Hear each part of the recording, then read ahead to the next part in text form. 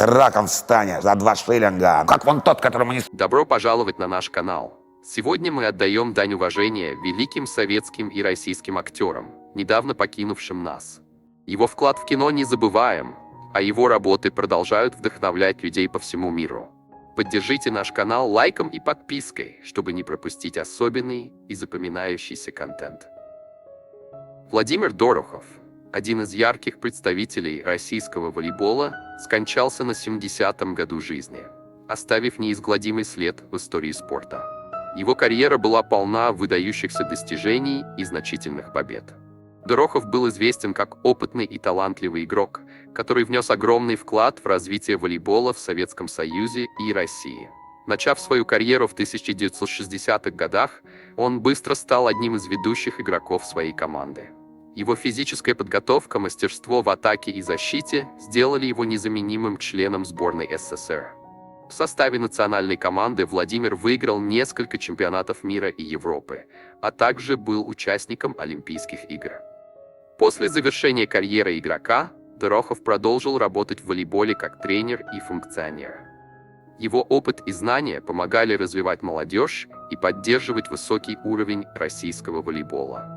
Владимир Дорохов останется в памяти поклонников спорта как выдающийся атлет, чья жизнь и карьера вдохновляли поколения волейболистов. Светлана Савицкая, талантливая модель и известная телеведущая из России, скончалась в возрасте 34 лет в Париже, что стало трагической утратой для мира моды и шоу-бизнеса. Светлана была одной из самых ярких и востребованных личностей в российском модельном бизнесе, а ее стиль и харизма привлекали внимание не только отечественных, но и международных брендов. Ее карьера началась в начале 2000-х годов, когда она быстро завоевала популярность благодаря своей уникальной внешности и профессионализму. Светлана участвовала в многочисленных модных показах, снималась в известных журналах и становилась лицом престижных рекламных кампаний. Кроме того, она успешно вела программы на телевидении, где смогла продемонстрировать не только свою красоту, но и умение вести диалог с аудиторией. Ее уход стал неожиданным и больным ударом для всей индустрии. Светлана была примером для многих молодых девушек, стремящихся к успеху в модельном бизнесе.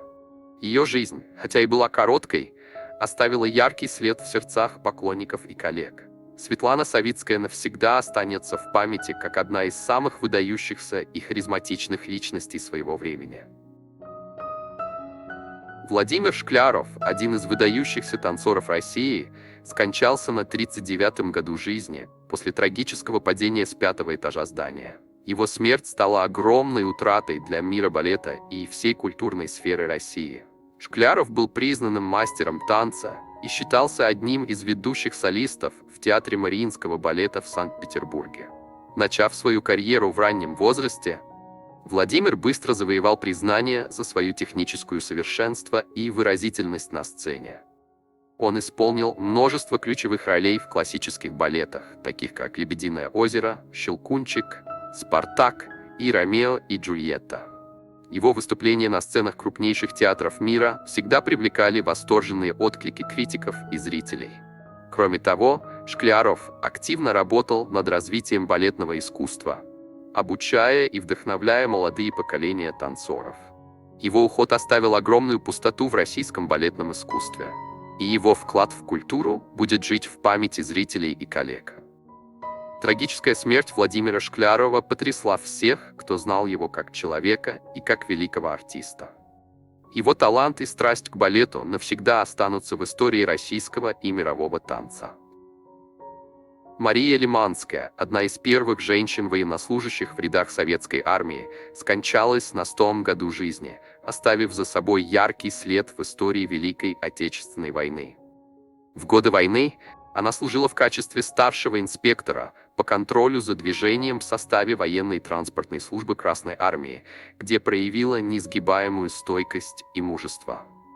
Мария Лиманская стала одной из немногих женщин, участвовавших в военно-организационных подразделениях, отвечавших за управление движением военной техники и личного состава на фронте. Ее служба в годы войны была исключительно важной, Ведь от слаженной работы транспортных подразделений зависела оперативность доставки ресурсов, оружия и подкреплений для войск. Лиманская служила в сложных условиях, часто в непосредственной близости от линии фронта. Даже и заслужила уважение как среди своих товарищей, так и среди командования. После окончания войны Мария Лиманская продолжала активно работать, занималась общественной деятельностью и оставалась примером мужества и патриотизма для будущих поколений. Ее жизнь и подвиг служат напоминанием о важности женского вклада в победу, и ее имя навсегда останется в памяти людей как символ стойкости и преданности своей родине. Канадский актер Жюльен Арнольд, скончавшийся на 60-м году жизни во время выступления в классической рождественской пьесе, стал трагической утратой для театрального мира. Арнольд был известен своей выдающейся карьерой на сценах театров Канады и за рубежом. Его талант и харизма позволяли ему исполнять как драматические, так и комедийные роли, которые оставили неизгладимый след в сердцах зрителей. Свою карьеру он начал в 1980-х годах и с тех пор зарекомендовал себя как один из самых ярких и многогранных актеров своего поколения. Его игра отличалась глубокой эмоциональностью и природной харизмой, что позволяло ему легко перевоплощаться в различные образы. Арнольд был участником множества театральных постановок, среди которых были как классические произведения, так и современные пьесы. Несмотря на трагический случай, его имя будет навсегда связано с театральным искусством. И поклонники, а также коллеги будут помнить его как великого актера, чья жизнь была отдана служению сцене. Жюльен Арнольд останется в памяти как талантливый и преданный своему делу артист. Михаил Олегович Ефремов – один из самых известных и многогранных актеров России, чья карьера охватывает более 40 лет и включает работы как в театре, так и в кино. Он родился 10 ноября 1963 года в Москве в семье известного актера Олега Ефремова.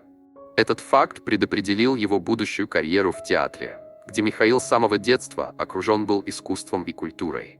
Ефремов учился в школе-студии МХАТ, которую окончил в 1985 году, сразу же став актером Московского художественного театра. Здесь он быстро завоевал признание за свои яркие роли в театральных постановках. Его театральная карьера отличается не только богатым репертуаром, но и постоянной работой в самых различных жанрах, от классической драматургии до авангарда. Среди его знаковых театральных работ – роли в спектаклях «Вишневый сад», «Тартюф», «Дядя Ваня», а также участие в постановках режиссеров, таких как Олег Ефремов, Римас Туминас и других. Михаил Ефремов является одним из тех актеров, которые умеют работать с большим спектром ролей и создают глубокие многослойные образы. В кино Ефремов дебютировал в 1980-х годах, но по-настоящему стал популярен в 1990-е годы, когда его работы начали получать признание у широкой аудитории. Одной из самых известных его ролей является роль в фильме «Блондика» 1996, за которую он получил большую популярность среди зрителей. Однако Михаил Ефремов также проявил себя в комедийных, драмеди и даже криминальных фильмах, таких как «Служебный роман», «Наше время», «О чем еще говорят мужчины», «Осторожно, модерн» и других. Его актерский талант ценят не только зрители, но и профессиональные критики, отмечая его умение глубоко проникать в характеры своих героев и создавать правдоподобные, живые образы. В последние годы Михаил Ефремов также проявил себя как режиссер и общественный деятель. Несмотря на некоторые противоречия в личной жизни, связанные с его скандальными ситуациями, он остается одной из самых ярких фигур российского театра и кино. Его вклад в культуру страны сложно переоценить, и многие рассматривают его как выдающегося представителя российской актерской школы. Таким образом, Михаил Ефремов – это актер, чья карьера стала неотъемлемой частью истории российского театра и кино. Михаил Олегович Ефремов, несмотря на свою выдающуюся карьеру и статус одного из самых известных актеров России, пережил немало личных и профессиональных трудностей. Одним из самых больших вызовов для него стала борьба с алкогольной зависимостью, о которой актер откровенно говорил в интервью. Эта зависимость привела к многочисленным скандалам и проблемам в личной жизни, а также повлияло на его карьеру. В 2020 году Ефремов оказался в центре общественного резонанса после аварии, в которой погиб человек. Этот инцидент привел к его осуждению и заключению под стражу, что стало огромным ударом по его репутации и карьере. Период в заключении также стал тяжелым испытанием для актера. Кроме того, Михаил Ефремов пережил личные потери, уход близких людей, включая смерть его родителей. Все это оставило отпечаток на его жизни. На сегодняшний день актер продолжает работать в театре, хотя его карьера уже не так активно развивается, как раньше. Он ведет более уединенный образ жизни и продолжает бороться с последствиями своих прошлых ошибок. Ефремов часто обращается к теме покаяния и осознания собственных ошибок, что стало частью его личной трансформации.